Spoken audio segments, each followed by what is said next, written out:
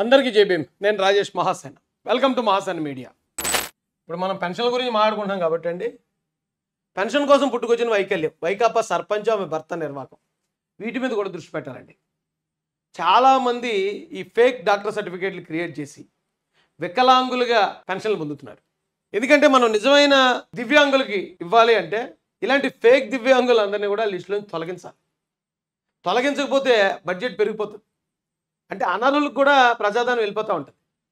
ఈ వైసీపీ ప్రభుత్వంలో మాత్రం చాలామంది ఇలాంటి ఫేక్ సర్టిఫికేట్లతోటి వాళ్ళు పెన్షన్లు రాయించుకున్న ఘటన అయితే ఉంది. దాని మీద మాత్రం తరువుగా ఎంక్వైరీ జరగాలండి. వైకాపా సర్పంచ్, ఆమె భర్త ఇద్దరున్నట. తిరుపతి జిల్లా చంద్రగిరి మండలం మొంగళపట్టు పంచాయతీలో పెన్షన్ల అక్రమ భాగోతం వెలుగులో చూసింది.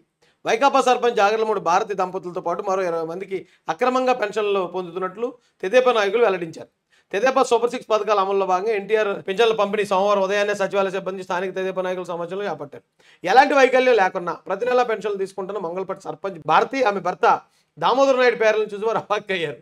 వారితో పాటు 20 మంది వైకాపా సానుభూతి పరులు కూడా పెన్షన్లు తీసుకున్నారు.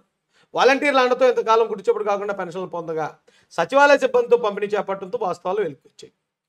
ఏ రకమైన దివ్యాంగులు మరి తెలియదండి. మరి వీళ్ళిద్దరు ఖచ్చితంగా వైసీపీలో ఇప్పుడు కొద్దిమంది రేపటి నుంచి మా పెన్షన్ తీసేశారు, మా పెన్షన్ గవర్నమెంట్ వచ్చాక తెలుగుదేశం గవర్నమెంట్ తీసేసింది, సచివాలయ సిబ్బంది తీసేశారు, తెలుగుదేశం నాయకులు తీశారని గోలాడుతుంటారు రేపటి నుంచి.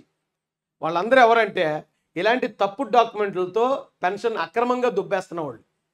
అలా దుబ్బేస్తున్న వాళ్ళు ఖచ్చితంగా వాళ్ళకి పడాల్సిన పనిష్మెంట్ పడుతుంది, తీసేయటం జరుగుతుంది. అప్పుడు లబో దిబోమని గోలాడతారు. ఎవరు కంగారు పడద్దండి.